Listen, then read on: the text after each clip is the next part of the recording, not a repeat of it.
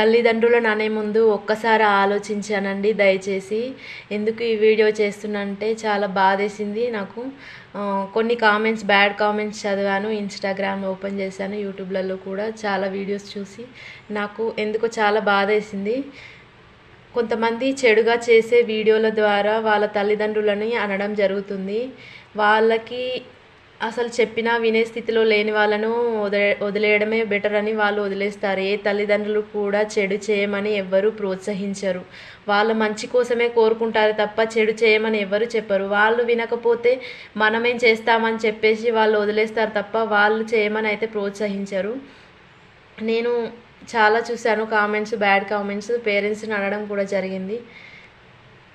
చేసే వాళ్ళని అనడం కన్నా, వాళ్ళ తల్లిదండ్రులను అనడం కన్నా మనం ముందు లైక్ చేయడం మానేస్తే వాళ్ళు వైరల్ అవ్వడం ఆగిపోతారు. వాళ్ళు చేసే ఫస్ట్ వీడియోకే మనం వైరల్ చేస్తే వాళ్ళు అలానే ఇదే బాగుందని చెప్పేసి వీడియోలు అలానే చేస్తూ ఉంటారు చెడుగానే.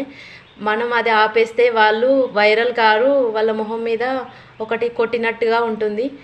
సో దయచేసి అలాంటి వీడియోస్కి లైక్ చేయకండి.